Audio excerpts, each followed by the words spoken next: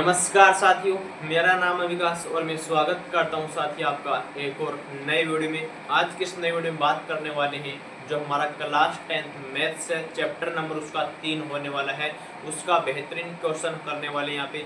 तो सबसे पहले आप लोग एंड तक जरूर बने रहेगा और जो पहले मैंने प्लेलिस्ट बनाए रखी है, एक प्रश्नावली नंबर 1, 2 और हमने 2 कंप्लीट कर ली। बात करेंगे आज के इस वीडियो लेक्चर में जो आपका प्रश्नावली नंबर 3 है, उसका बेहतरीन कंसेप्ट होगा कि ग्राफी विधि से आप लोग दो चर वाली रैखिक समीकरण होती हैं उनको आप कैसे सोल्व कर सकते हैं। तो सबसे पहले मैं आपको बताऊंगा कि दो चर वाली रैखिक समीकरण होती हैं, उनका ग्राफ अगर हम देखें तो वो कैसे कैसे आप लोग उसको बना सकते हैं। यहाँ पे सबसे पहले देखो कि मेरे पास में दो समीकरण दे रखी है। a1 अक्ष है, यहाँ पे b1y प्लस c1 बराबर 0 है। यहाँ पे a2 अक्ष है प्लस b2y प्लस का c2 बराबर यहाँ पे क्या है 0 है।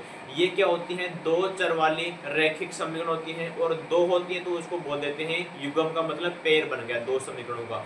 अब यहाँ पे आप लोग देखें इनका सबसे पहले जो इसका जो इसके साथ में चर पदों के साथ में जो अचर पद है उनका गुणांक यहाँ पे उनका रेशियो हम निकालेंगे। यहाँ पे आप लोग देखेंगे इसका रेशियो क्या है, यहाँ पे a1 है तो यहाँ पर आएगा a1 और इसका निकालेंगे कि a2 नीचे वाले का। यहाँ पर आपके सामने होगा कि b1 बटा यहाँ पर आएगा b2 आ जाएगा। यहाँ पर आगे क्या आएगा कि c1 बटा c2 आ जाएगा। साथी इस प्रकार से अगर ये रेशियो सभी में इक्वल आ जाए, सभी में बराबर आ जाए, तो इसका मतलब क्या होता है कि जो आपके पास में ग्राफ बनेगा, दो लाइन बनेगी ग्राफ के अंदर, वो दोनों रेखाएं कैसे होंगी? समपाती होगी। मतलब एक रेखा होगी दूसरी रेखा से होकर वो गुजरेगी।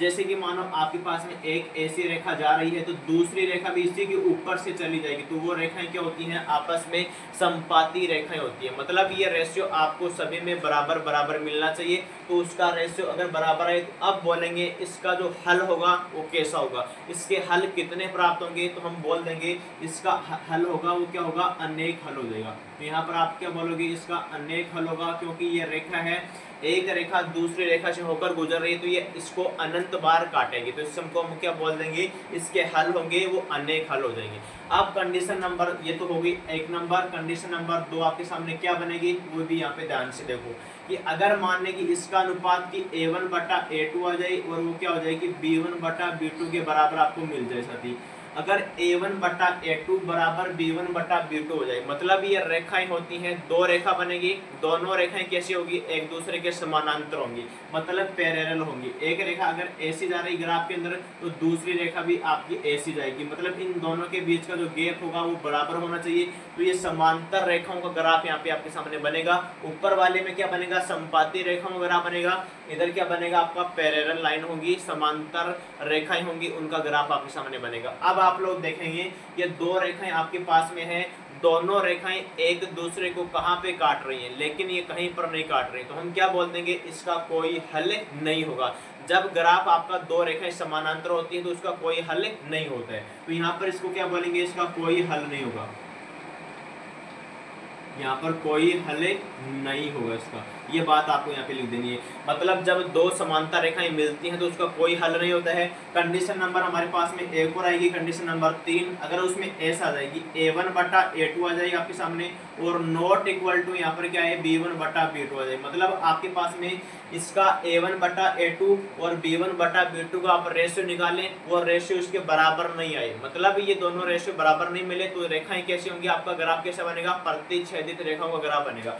अगर आपके पास में एक लाइन ऐसी जा रही है तो दूसरी लाइन आपको इसको काट कर जाएगी, मतलब इस प्रकार से लाइन गुजरेगी, तो यहाँ पर आपको क्या बनाएगा? एक प्रतिच्छेद बिंदु हो जाएगा। इसको क्या बोलेंगे? इंटरसेक्टिंग पॉइंट बोलेंगे। और ये लाइन होती है वो एक दूसरे के इंटरसेक्टिंग लाइन कहलाती है। साथी अब आप लोग बोलेंगे कि ये रेखाएं एक दूसरे को काट रही हैं तो इसका हल क्या होगा? मतलब कितने बिंदुओं पे ये एक दूसरे को काट रही है? तो केवल और केवल एक बिंदु पे ये काट रही है, तो इसको हम क्या बोलेंगे? ये अद्वितीय हल हो जाएगा। मतलब इसका एक ही हल होगा, उसको क्या बोलेंगे? अद्वितीय हल होगा।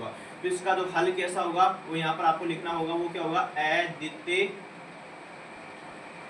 इसका हल होगा वो अद्वितीय हल होगा। उम्मीद करता हूँ ये कंसेप्ट आपको समझ में आया होगा कि पहले ये रेखा ऐसी जाए तो उसका अनेक हल होगा जब कंडीशन सभी में बराबर आ जाए। कंडीशन नंबर 2 में अगर a1 बटा A1 बट्टा A2 B1 बट्टा B2 बराबर आ जाए तो रेखाएं कैसी होगी, समानांतर रेखाएं होगी और इसका कोई हल नहीं होगा। अगर दोनों कंडीशन बराबर नहीं आई, मतलब A1 बट्टा A2 not equal to B1 बट्टा B2 आई, तो उसके लिए इसका अद्वितीय हल होगा, मतलब केवल और केवल सिंगल हल होगा, इसका एक ही हल होगा, तो वे इंटरसेक्टिंग लाइन कहलाती है साथियों। उम्मीद करता हूँ ये कंसेप्ट था आपका, तो ये आपको समझ में आया होगा। अब हमारे सामने यहाँ पर दे रखा है इसका ग्राफ विधि से दो समीकरण होती हैं, उनको हम कैसे सोल्व करने वाले हैं, तो आगे आप लोग देखिएगा।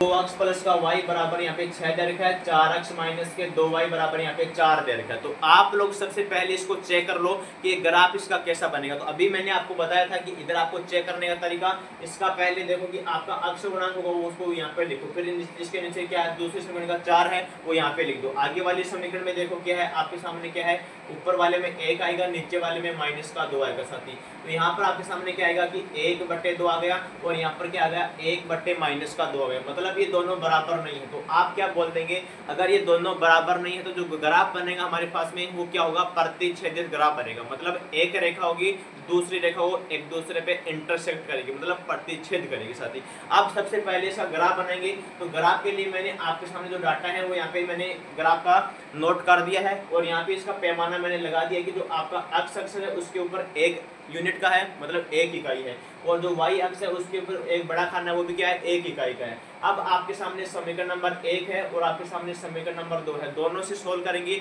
और इनका क्या निकालेंगे, सारणी का मान निकालेंगे। पहले कम से कम आपको 3 मान निकालने, तो पहले मान निकालते इसका सारणी का, वो कैसे निकालेंगे, यहाँ पर आप लोग देखेंगे कि इसके बॉक्स बनाएंगे, बॉक्स में कम से कम 3 मान आपको पुट करने हैं इसके अंदर। तो मैंने लिखा यहाँ पे अक्ष लिखा और मैंने यहाँ पे y लिखा साथी। ये ग्राफ किसका बनेगा, समीकरण नंबर 1 का बनेगा। यहाँ पर आप लिख दो कि 2x प्लस का y बराबर यहाँ पे क्या है, आपके सामने 6 है, ये आपका समीकरण नंबर 1 है। उसके सामने यहाँ पे हम सबसे पहले बनाते हैं। तो यहाँ पे देखो सबसे पहले इसके अंदर कोई भी मान, एक मान आप पुट कर दो, एक मान आपको मिल जाएगा। जैसे पहले इसका मान यहाँ पे 0 रखते हैं तो यहाँ पर ये पूरा 0 हो गया, तो y का वैल्यू यहाँ पर क्या मिलेगा, आपको 6 मिल जाएगा। अगला वैल्यू पुट करते हैं, यहाँ पे इसका वैल्यू 1 पुट कर देते हैं, तो यहाँ पर क्या आएगा, 2 गुणा 1 हो जाएगा। यहाँ पे प्लस का y, तो यहाँ पे 6 है, इसको लाएंगे इधर तो यहाँ पर घट जाएगा, तो यहाँ पर क्या आएगा, 4 आ जाएगा। अगला वैल्यू यहाँ पे पुट करते हैं, तो यहाँ पर मैंने जैसे 2 लिखा तो 2 गुणा 2 4 हो गया, इसको घटाएंगे इधर तो यहाँ पर भी क्या आएगा, आपके सामने 2 आ जाएगा। तो समीकरण नंबर 1 है उसका सारणी यहाँ पे मैंने बना दिया है। उम्मीद करता हूँ समझ में आपको आया होगा।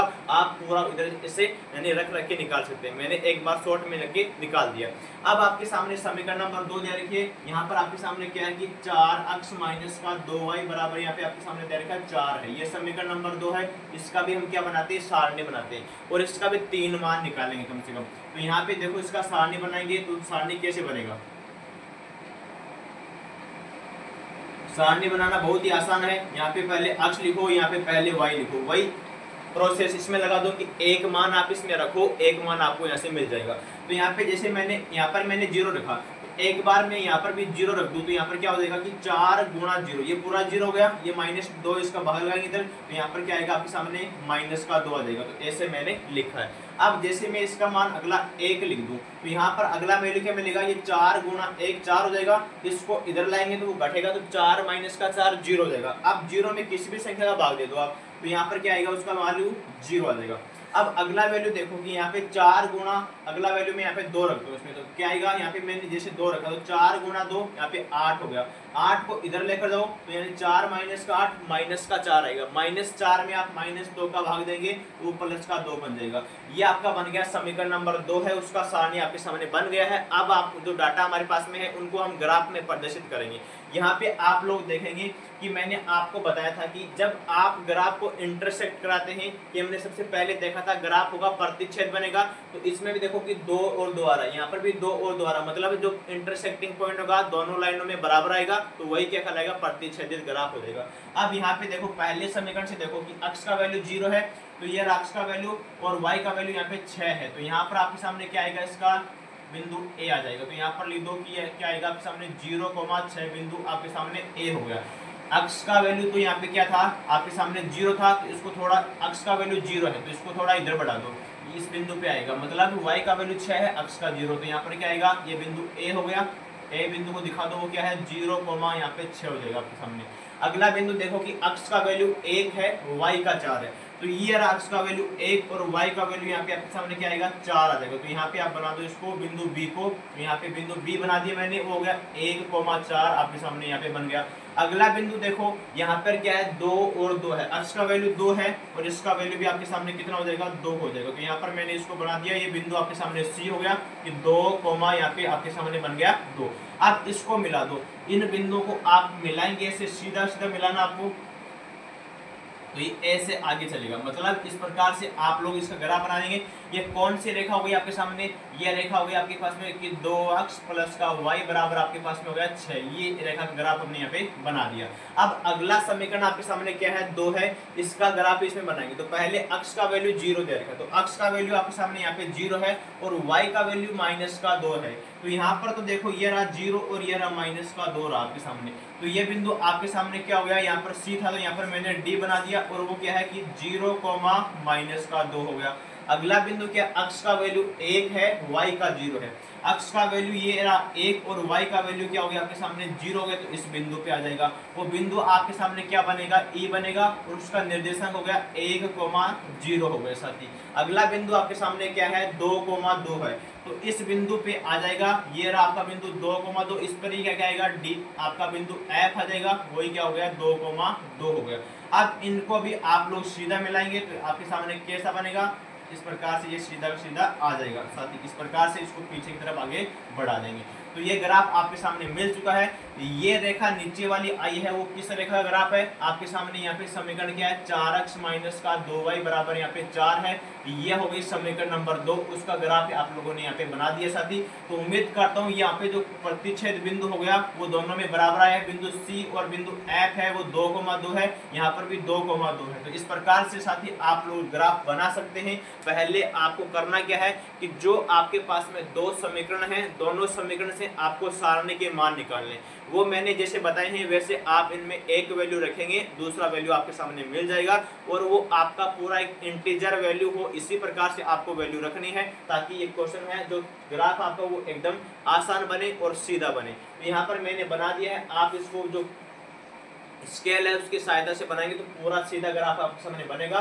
दो समीकरण थी, दोनों से मैंने यहाँ पे सारणी के मान निकाले और ग्राफ मैंने यहाँ पे बना दिया। लेकिन याद रखना है कि इसका पैमाना जरूर है, आपको यहाँ पे अंकित करना है। और यहाँ पे जो बिंदु आपका मिला है, दो रेखाओं का प्रतिच्छेद बिंदु आपके सामने क्या हो गया कि 2,2 हो गया, इसलिए हम कह सकते हैं कि जो हमारा ग्राफ होगा वो कैसा बनेगा, प्रतिच्छेदित ग्राफ बनेगा और उसका जो निर्देशांक होगा वो क्या होगा 2,2 हो जाएगा। अब साथी आपसे पूछा जा सकता है, यहाँ पे जो आपके सामने ट्राइंगल बना हुआ है उस ट्राइंगल का एरिया आप लोग निकालेंगे, तो वो एरिया भी कैसे निकाल सकते हैं कि ट्राइंगल हो गया कि ए, यहाँ पर बोल सकते हैं ये रहा ट्राइंगल का एक बिंदु, ये रहा दूसरा बिंदु, ये रहा आपके सामने तीसरा बिंदु। तो आप क्या जानते हैं, जो ट्राइंगल हमारे पास में होता है उसका क्षेत्रफल होता है कि 1/2, फिर होता है आधार, यहाँ पर होता है फिर गुणा में ऊंचाई होता है। तो इसके अंदर रख दो वैल्यू, तो यहाँ पर आएगा कि 1/2 आएगा। अब इसका आधार देखो, मतलब ये नीचे वाला कितना यूनिट है, 1 से लेकर 2 यूनिट हो गया, तो 1 यहाँ पर हो गया, 2 से लेकर 3 यहाँ पे दूसरा यूनिट हो गया। तो इसका आधार क्या बन गया, यहाँ पे 2 बन गया। इसका जो ऊंचाई देखो, ऊंचाई कितना गया, तो यहाँ पे देखो कि नीचे वाला यहाँ पे नीचे से ऊपर जा रहा, 2 बिंदु तक जा रहा है, तो यहाँ पर भी क्या आएगा 2 आ जाएगा। या 1, 2 से 2 कट गया यहाँ पे, तो यहाँ पर क्या आएगा 2 वर्ग इकाई यहाँ पे आपके सामने इसका क्षेत्रफल आ जाएगा। इस प्रकार से आप लोग क्या निकाल सकते हैं, इस ट्राइंगल का एरिया भी आप लोग निकाल सकते हैं।